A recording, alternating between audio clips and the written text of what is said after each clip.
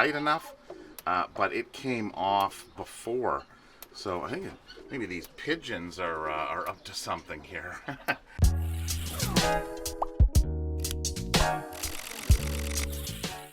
Welcome to the 10 Acre Woods. My name's Mark, and this is the second time I'm filming this video, because the first time I filmed it in slow motion, which has no audio whatsoever.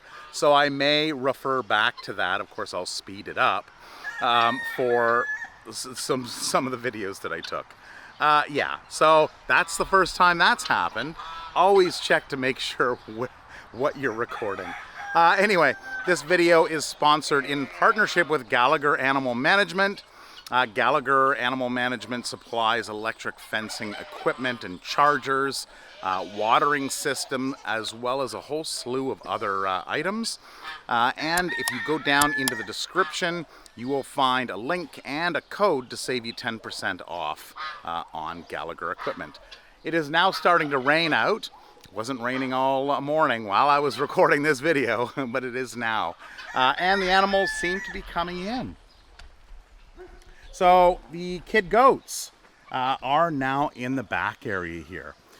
They have been getting used to the electric fencing. They were in the back, and it only takes one shot to learn. I heard a scream and watched. I didn't see what was going on, and then another kid goat went over and touched the electric fence, got zapped. Now I know that those two know exactly what that fence is like, and they will not go over to it again. So the kids and mamas, as well as Willow and JJ, are back here in this pen. And we've got our pigs here enjoying the mud. So what we've done over the last last Sunday, is we cleaned out our barn. So you'll notice we do have some water here. What had happened is it had poured rain midweek. And what we did is we actually piled all the cleanings from the barn over into that pile. And the reason for that, oh, what is it? What? Oh, you're so grumpy, Piper. I was right the first time. That's Petey. They're both grumpy. Okay, go kids. So, the whole idea for this swale here that was or is underneath this is that water that comes out here runs and goes into the ditch and then goes out the end down to the highway. Now we need to dig it down right near the last 8 feet because it's holding water a little too much. And what was happening was it would fill up here. By the way, this is duckweed. So it's not any kind of slime or anything. It's duckweed, and it grows here every year. You can see from the other end of the pond, there's some clear areas. It's just because there's not much wind, although it's starting to pick up. And then it usually blows around. So what we've done is we blocked this off. I took an old farm tire, decided to chuck that in there and use that to as a blockade, and then fill it in with the cleanings. So now you can see how high it is. It would have actually flowed all the way back that way. Now it's just this surface water we have to deal with, which isn't a problem. Okay, so it looks like mamas have brought their kids in. And we got the alpaca. Looks like the alpaca are starting to come in as well. So one of the other buildings is this one here we built last year. We still want to redesign the end of it so we can pull it off easily, take the tractor in and clean it out. It's actually not so bad. We may not need to. We've got these gates here that make it easy for us humans to go through and not the sheep and goats. And then we've got what we call the duck door, which is just a small door there for all the ducks and the geese and roosters to come in and out of. Roosters usually just jump up over top. So this area here is our main area for the winter time for our chickens, roosters, our pigeons, our ducks, and our geese. So they house in here. They used to only house just in that section there. Which got pretty crowded. And we would usually open up one of the rabbit runs and put whatever few rabbits we had in the males inside the building. So now we have a male run and we have a female run. And what we've done is we have rolled the plastic, the poly up on the one end so it doesn't get too hot. It's still fairly warm in here, but we will probably open up that side as well. Might be a good idea. All right, so coming into here, this is the fence charger that we use. So this is the Gallagher M1100. The reason why I chose this one is this is the line that just gets into the entry for this LED lighting here. So at a glance, I can look at this and go, okay, I got 2 green lights on the top. That means my fence charger is not grounding out anywhere. It might be in small amounts, but not enough to affect that gauge. So nice and easy. You look at it, working great. This charges the fencing system throughout the entire property. One thing I noticed is there is a connector missing, and it's right down here. This is the positive lead. I don't know how it came off, but that just screws on there. I don't know, these pigeons, I think like one of them came off. I think it was the ground one. Maybe it just wasn't tight enough, but it came off before. So I think maybe these pigeons are up to something here, trying to mess with the equipment. So we started off in, we bought this property in 1997. We then cleared it and moved a mobile home out in 2001. And I believe it was 2002 we started putting up some fencing. Now we used chain link fencing. It was something we had, somebody had donated it to us, and it was like, oh great, let's put that up. Now, chain link isn't the best to use because what can happen is goats especially, they can try to climb it. And when they try to climb it, or when they try to hit it with their horns, they can get hooked on it, they can break a leg, they can get a sprain, all kind of nasty things like that can happen. We didn't learn the hard way, which is good. All our animals were safe. We did have one goat that would walk up to the fence, climb up on it, it would bend over, and he would jump between side to side. He didn't get injured, none of them did, so that was great. Then we got introduced into electric fencing and found how easy it was, especially over long runs. So from 2002, we then started to work out around the pond area, and then from there we went right into the back, and we enclosed the entire back of our property. And then in 2015, we decided we would hook up the front section, which was previously untouched. And this area is, you can see Billy right over here sticking his head out. Hey, Billy! Yeah, it's starting to drizzle, so the big tough boy over there, he's deciding to go inside. You don't want to get wet, do you? So electric fencing is, we find it very easy to use, and it's effective. So there's all those horror stories about goats climbing on cars and doing all these nasty things. Yes, we have pygmy goats, which are smaller. Usually they're the larger, like boar goats, and the larger breeds can be a lot more of a problem. So if you are getting into animals and you want to start getting animals, stick with the smaller ones first, unless you're going straight up with height on your fencing. We've actually had 2 boar goats that came in. They were kind of wreaking havoc at this property, and they actually cleared our fence without too much of a problem. So we didn't have the fencing adequate for that. So just keep that in mind. One other thing is watering systems. So behind this spring gate, which you can see here, there's a spring gate on this side, and there's also a spring gate on the other side as well, is our watering system. So we use our watering system a little differently than what this is intended.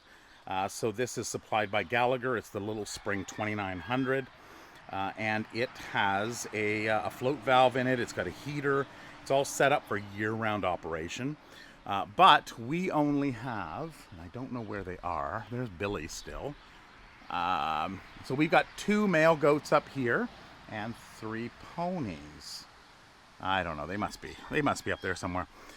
So we don't go through the amount of water that like a cattle farmer or a sheep farmer or any kind of farmer who grows animals for meat or dairy, you know, that has a lot of animals. So what we do here is we don't plumb it in the wintertime. What you can do is it's got a whole kit. You can run water in underneath. You pour a slab, and there's these little holes here and anchors that it comes with so that you can anchor that into the ground. So of course they don't move it. And then you've got a heat trace line that comes up with a heater, float valve, the whole thing, and it's your watering system. Now, because we don't go through that much water with the 5 animals, what we do is we just have the heater that runs in here, and we fill up this in the morning and then in the evening animal feed during the winter months. During the summer months, you can't really see it, but there is a line, and it's just a hose that goes over and hooks up to this.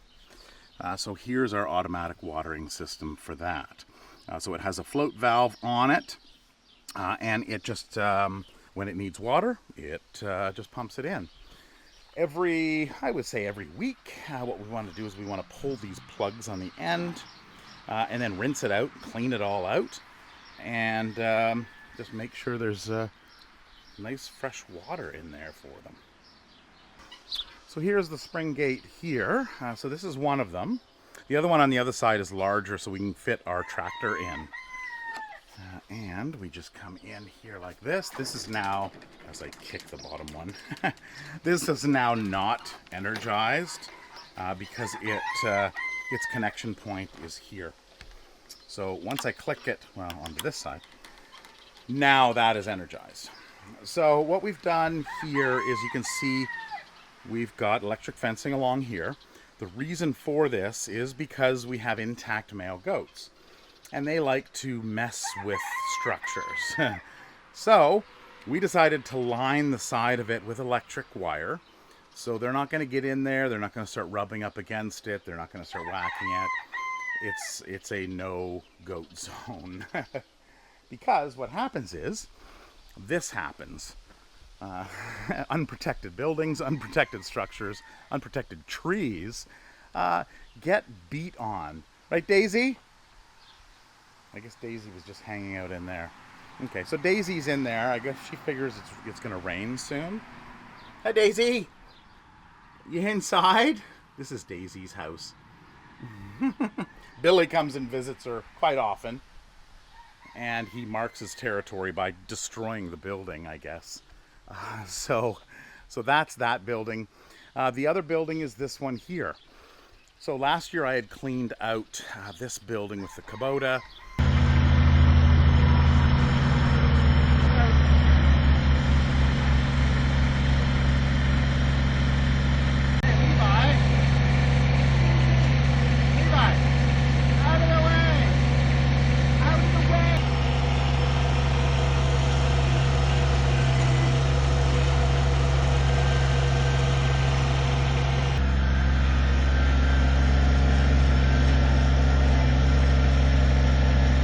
Was late in the season.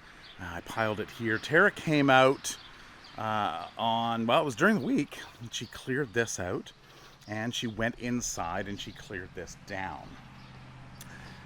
So it made it really easy with the Kubota tractor. And no, this video is not sponsored by Kubota. It would be marvelous if it was, but we bought the Kubota tractor last year. But it has been a huge help on the farm. So what we want to do is we want to actually lift this building up and shift it over a little bit, and we want to regrade underneath it. So we'll probably lift it up, put some blocks under it, put some rollers underneath it, some posts, some wood posts, and then roll it out and redo the ground, and then bring it up, and then block it, and then put it back in. Okay, so coming back out into our main structure. So this was cleaned out last Sunday. So Tara and I came out here. We spent probably about 6 hours out here.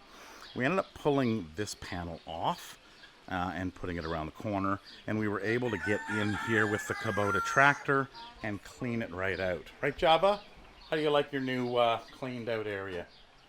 Approve? There's one slight issue, is this area here is a little low on this corner there, which you can see, you know, there's the corner there. So with the hay that we had in there over the winter, of course it lifted up, and it was a nice good pack of about probably 10 inches, 12 inches of hay, and there was no concern. Oh, hey Tiana. Hi. What are you doing? Calling in the animals. Oh, calling them in. Yes. Okay. A lot of them have come in because it was starting to drizzle. All right, we'll watch you. Let's see. It looks like Coco Blackie and Coco's kids are there. If all goes well, we should see the rest of them come barreling around the corner there. Oh, here they come. Here we go.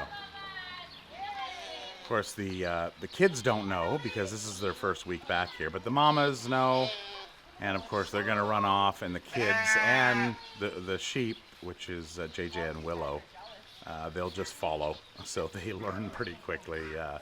When there's calling going on by somebody, it generally means that it's food treat time.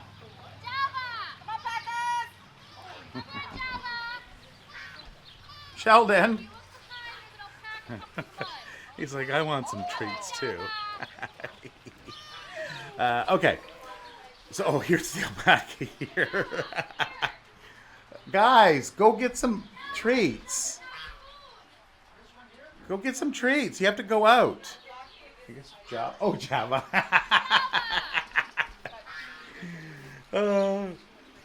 So this next segment, I can't really, I guess I could undo it and redo it.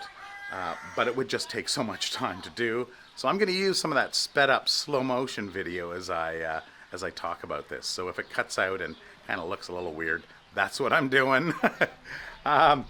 So the watering system. So this is the other watering system here. And what I have done is, of course it's already full now because I went through the whole process. So as I mentioned, these watering systems here, there's one out for the ponies. They get filled up twice a day, in the morning and in the evening, for the animals, and it's got a heater in it, which there's actually the heater there by Paula's feet.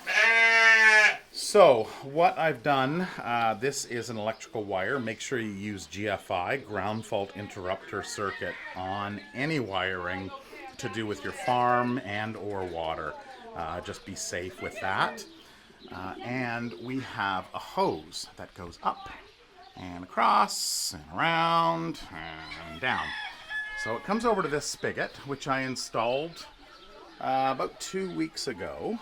So here's the water spigot, and that is actually off of our chicken waterers. So in our chicken pen here, you can see back there, there's a chicken drinking out of a float valve unit there. There used to be one down here, but since we have the pond here and these new waters, we don't need it. So I disconnected it and I ran the pipe up and added a new spigot right here. So this one is just a hose, a general hose for the area. And then this is the old hose that I repurposed and ran up and over to the new waterer. What I did with this water is it has a pipe, and it has all the fittings, and it's got the float valve needed to hook everything up. So it comes all together. Now, it also has, as I mentioned, the cement anchor points. So if you're hooking it up out where there's animals that are going to push it around, Onyx is not one of those animals. She is very gentle, right, Onyx? Were you just checking it out? So what I did is I put together the innards of it, which I will open it up now to have a look here. This comes out, this pops up. If you have two hands, it's much easier. There we go. All right, so in here we have a float valve, Ooh, let's go the other way here. We have a float valve here, and then we have the actual float there. And then this pipe here goes down and connects to the hose. So what I did is I put the hose all together, and then I brought it out. I wired shut the float valve, and then I went and I turned on the water just to test it out, because it's always good to test your work before you install it, and then you find it starts leaking, and then you got to take the whole thing apart. All right, so that is now all hooked up. It's summertime. This side of it here doesn't need to really be here this time of year because, of course, the animals have the pond.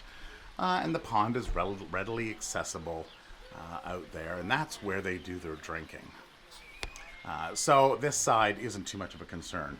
But the other side, we have to fill up containers, which you'll probably see. Yeah, there's 2 of them right there. So just 2 water dishes. And that's pretty much what this black hose is for. Tara just goes and hooks that up there to fill up those. And I guess in the nursery area where we have our little ducklings and the Scobie ducks in there. So Onyx and Sheldon and anyone else that's in here will now be able to use this water. Are you guys still in here? Oh boy. Looks like Jasper went out. It's just Paula and Shanzy. Oh, there's Jasper. He's just walking out there now. He's like, what's going on out here? I heard there was some commotion. So we're back up front here, and this is the electric fencing here. And the wire comes out actually over on the edge of the building. It comes out there. It goes out. It runs this way onto this line.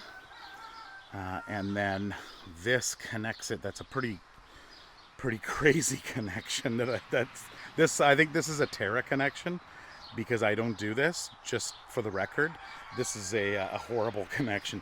This is something I would do, where you go over and you pigtail it around, nice and tight and clean. This one's even not so bad. It looks like it's a reused because it's got a pigtail there, but that's crazy. Anyway, pointing no fingers here. So the power's coming out here, and then it's running over to our gate to charge that up. So this is the beginning of this line. So if we were to now take our fault finder, you don't even have to turn these things on. It'll sense power. So as soon as I get close to it, it just turns on automatically. All right. So 5.9 kilovolts, 0.2 amps, 0.3 amps. So it's actually good. There's very little draw on the line. As I mentioned, it would show an arrow here. If it was up a little bit higher in amperage, it would show an arrow as to which way the drain or the leak in the line is. But it's good. Our rhubarb coming up here. This isn't as big as the stuff in the garden. If you're into gardening, Tara does a gardening video once a week, midweek, usually about Wednesday or Thursday. This is another type of gauge that is very helpful. So what happens is it clamps on to the wire, and then it has a connection in there. You turn it on the back, and when there's no power on it, it will flash. So you can tell when there's no power on the line. So we've got 2 of these. We've got, of course, one at the front here and one at the back. Put it on, trying not to electrocute myself. So now that it's on, it's off because there's no power. Or there is power. Yeah, it's kind of backwards, yeah. So this is the mess that we need to clean up. So the first thing we need to do, get that cleaned up, get it in the bin. We have our wool here from shearing this year. We have our 264 egg incubator that we haven't used in a number of years. So it's, if you want to check out that, there's some videos that I've done of that, of the incubator. Really nice incubator.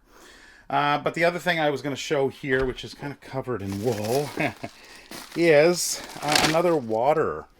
So this one I have to hook up. This is for the pigs. So both sides look like this. The other side, of course, is over there. And what the pigs will do is they'll get under here with their nose and lift it up and expose the water that is in there.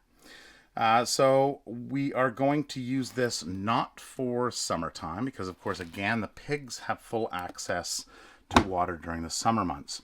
But what I want to do in the coming weeks is I want to pull this thing out, get it all set up over in the pig pen that is located right here. So this is where the pigs hang out. So my thought here is we would place that unit right here. Again, we would plug it in. We've got electrical that would run into it. So that's something we're going to hook up in the coming weeks during the summer months because we want to train them. We want them to know where the water is, that there is actually water inside that container. And then that's something they can use during the winter months. Well, it doesn't seem like it's that, it doesn't look like it's that hot today, but I think it's the humidity. It's warm, it's overcast, but it's humid. Well, I hope you enjoyed this video. I hope you learned something about animal management. If you did or have something to add to this video, please, by all means, put it down in the comment section. Again, down in the description is where you're gonna find the link to Gallagher's website. It's a special link that goes in through our channel, and then you can get 10% off by using the coupon code 10Acre Wood. You can actually buy product from your local brick and mortar store as well if you prefer to buy local. And then you call the 1-800 number for Gallagher. And then you, I believe you probably have to send them a copy of the receipt, I would think. Give them the code 10Acre Wood, and you'll get 10% off. It's 10Acre Wood. They missed the S when they handed out the codes, I guess. So that's fine.